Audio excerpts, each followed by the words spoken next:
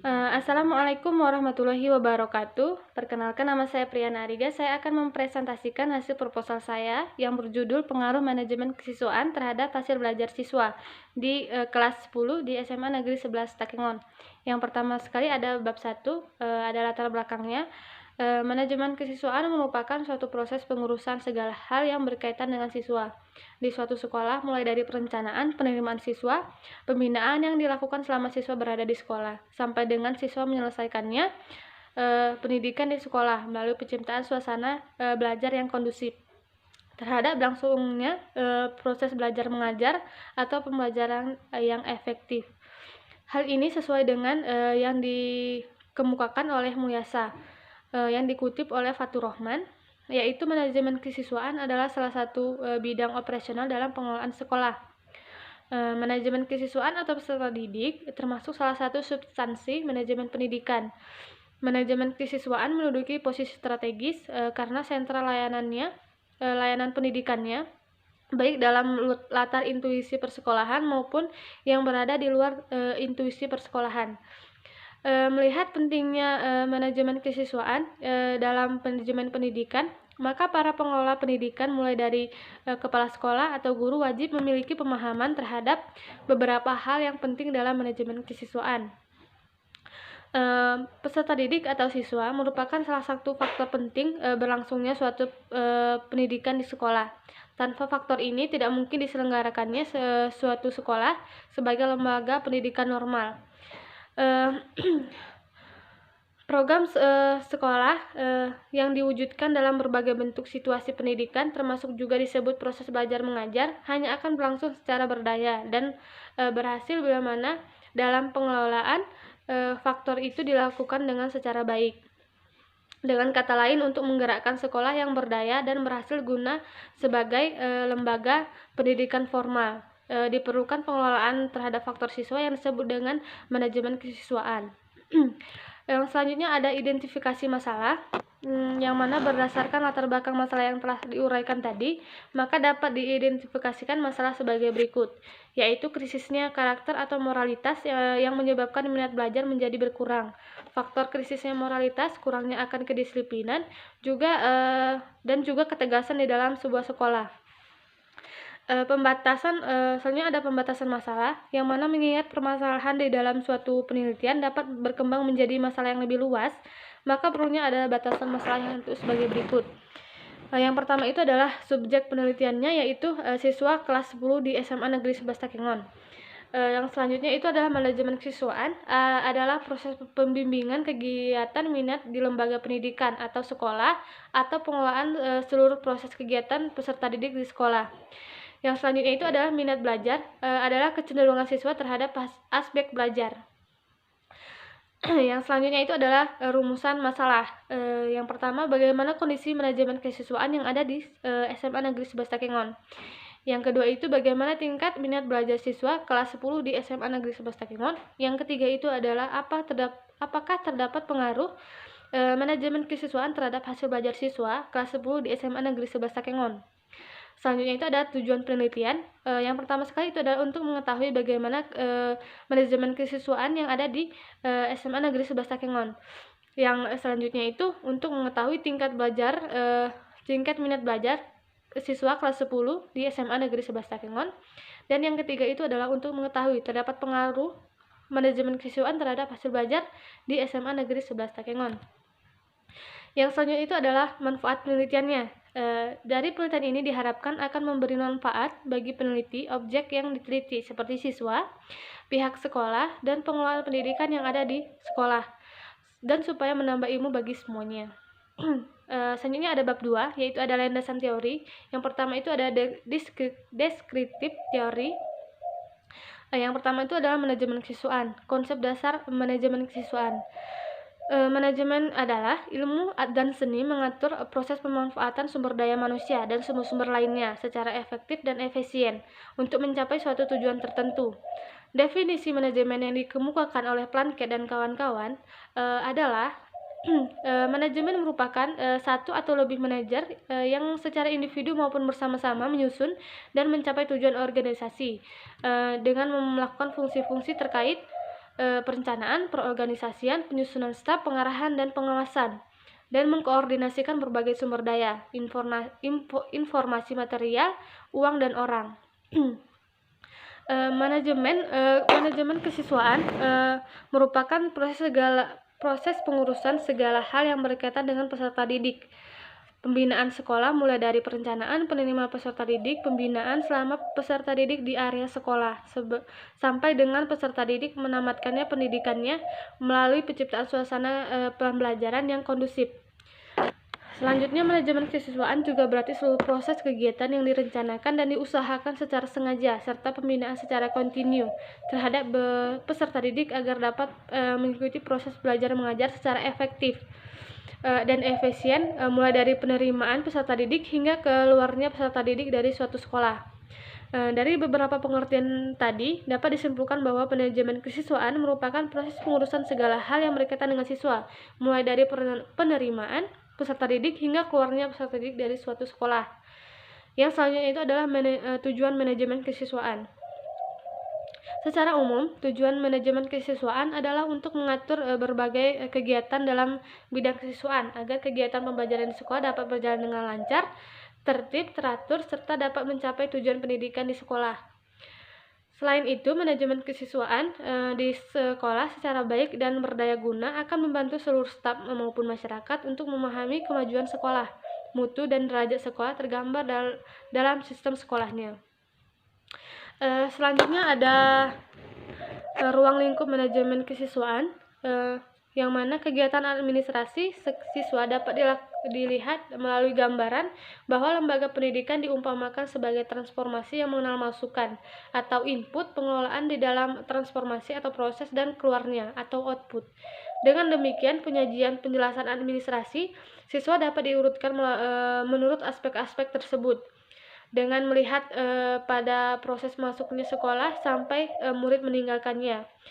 Terdapat 4 kelompok pengadministrasian. Yang pertama, penerimaan murid. Yang kedua adalah pencatatan prestasi siswa. Yang ketiga, pencatatan pembimbingan dan penyuluhan. Dan yang ketiga itu adalah monitoring. Yang selanjutnya adalah organisasi siswa intrasekolah atau OSIS. OSIS adalah satu-satunya organisasi yang bersifat intra-sekolah Islam yang harus ada di setiap sekolah Islam. OSIS berfungsi otonom, yang berarti bahwa organisasi itu tidak berafiliasi dengan organisasi apapun yang ada di luar sekolah. Organisasi intrasekolah ini berfungsi sebagai wadah untuk pembinaan pemuda dan budaya, pembinaan stabilitas dan ketahanan nasional, pembentukan watak dan kepribadian dalam integrasi sekolah, dan lain sebagainya. Selanjutnya ada evaluasi kegiatan sekolah, yang mana evaluasi adalah suatu tindakan atau suatu proses untuk menentukan nilai dari sesuatu. Yang selanjutnya adalah perpindahan siswa. Mempunyai 2 pengertian. Yang pertama, perpindahan dari sekolah ke sekolah lainnya yang sejenis. Yang kedua itu perpindahan siswa dari suatu jenis program ke program lainnya. Dan yang selanjutnya itu adalah kenaikan kelas dan penjurusan. Kenaikan kelas dan penjurusan dapat diatur dalam pengaturan sekolah yang didasarkan pada kebijakan yang ada pada sekolah. Yang selanjutnya itu adalah kelulusan dan alumni. Kelulusan adalah pernyataan dari sekolah Islam sebagai suatu lembaga yang telah diselesaikannya program pendidikan yang harus diikuti oleh para siswa. Kita sudah menjelaskan tentang apa itu manajemen kesiswaan dan apa itu tujuannya. Selanjutnya kita akan menjelaskan apa itu hasil belajar.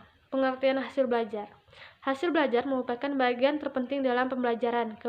Keberhasilan peserta didik sering dikaitkan dengan nilai ujian yang bagus yang dapat diperoleh peserta didik setelah mengikuti sebuah ujian atau tes.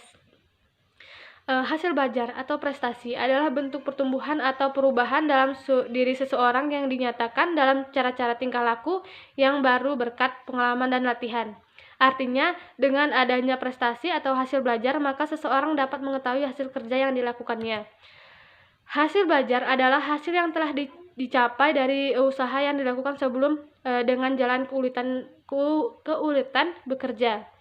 Nana Sudjana juga mendefinisikan hasil belajar siswa pada hakikatnya adalah perubahan tingkah laku sebagai hasil belajar dalam pengertian yang lebih luas, mencakup ranah kognitif, efektif, dan psikomotorik. Yang mana ranah kognitif ini adalah ranah yang mencakup kegiatan mental. Ranah efektif ini adalah ranah yang berkaitan dengan sikap dan nilai. Ranah efektif ini mencakup watak, perilaku seperti perasaan, minat, sikap, emosi, dan nilai. Ranah psikomotorik yaitu ranah yang berkaitan dengan keterampilan atau skill atau kemampuan bertindak setelah seseorang menerima pengalaman belajar tertentu. Selanjutnya ada faktor-faktor yang mempengaruhi hasil belajar.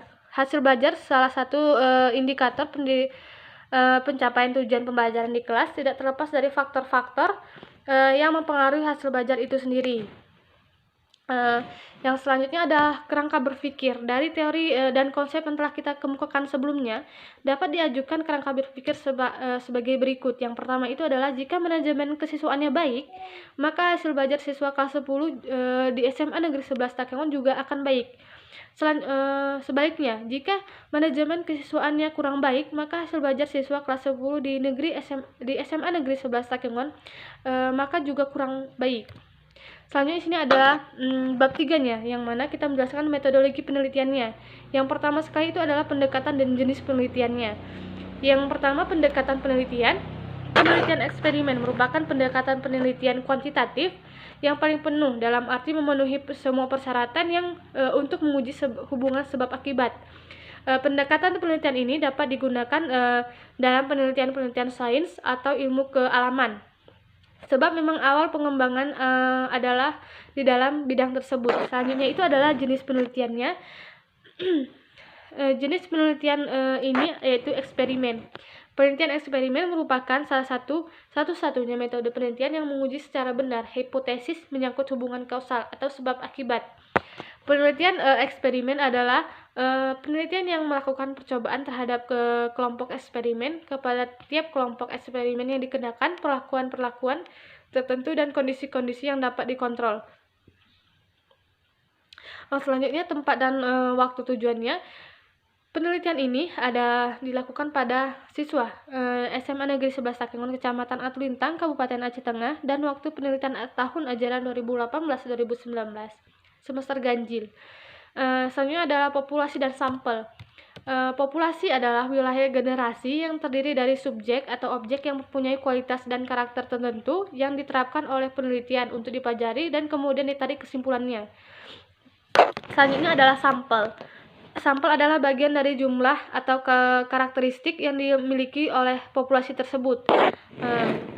Saya mengambil populasi kelas 10, yaitu ada 110 orang, diantaranya 60 laki-laki dan 50 perempuan. Dan saya mengambil sampel yaitu 62, saya mengambil 52 responden untuk melakukan uji terhadap angket saya. Selanjutnya ada instrumen pengumpulan data. Instrumen penelitian atau alat bantu yang digunakan untuk mengukur variabel yang akan diteliti. Skala tingkat persetujuannya yaitu yang pertama itu ada selalu, itu nilainya 5, sering poinnya 4, kadang-kadang poinnya 3, jarang poinnya 2, dan tidak pernah itu adalah poinnya 1. Uji validitas dan reliabilitas. Dalam penelitian ini terdapat 2 tahap uji coba instrumen pengumpulan data, yaitu yang pertama validitas. Validitas tes adalah suatu ukuran yang menunjukkan tingkat-tingkat kevalidan dan kesahihan suatu instrumen. Suatu instrumen yang valid atau sahih mempunyai validitas yang tinggi. Sebaliknya, instrumen yang kurang valid berarti memiliki validitas yang rendah. Untuk mengetahui ketepatan data diperlukan teknik uji validitas dengan rumus korelasi produk momen, yaitu sebagai berikut. RxY atau N sigma XY kurang sigma XY per akar dari N sigma X kuadrat dikurang sigma X kuadrat dikali dengan N dikali dengan sigma Y kuadrat dikurang dengan sigma Y kuadrat. Yang selanjutnya adalah reliabilitas. Reliabilitas berkenaan dengan tingkat ketetapan hasil pengukuran. Instrumen dikatakan reliabel ketika memiliki tingkat reliabilitas yang memadai, yakni jika instrumen itu digunakan untuk mengukur selama beberapa kali, hasil yang diperoleh sama atau relatif sama. Selanjutnya ada teknik analisis data. Sebelum dilakukan analisis data, terlebih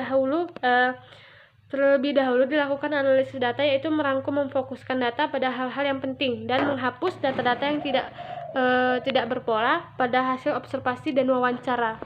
Yang pertama, data observasi. Pedoman perskoran untuk observasi adalah skor 1 untuk jawaban ya dan skor 0 untuk jawaban tidak. Yang selanjutnya itu adalah hipotesis statika. Hipotesis statistika adalah pernyataan atau dugaan mengenai keadaan populasi yang sifatnya memiliki sementara atau lemah tingkat kebenarannya. HO, tidak ada pengaruh manajemen kesiswaan terhadap hasil belajar siswa di SMA Negeri 11 Takengon. HA, terdapat pengaruh manajemen kesiswaan terhadap hasil belajar siswa di SMA Negeri 11 Takengon. Mungkin hanya ini yang dapat saya sampaikan, kurang dan lebih saya mohon maaf. Wabillahi taufiq wal hidayah. Assalamualaikum warahmatullahi wabarakatuh.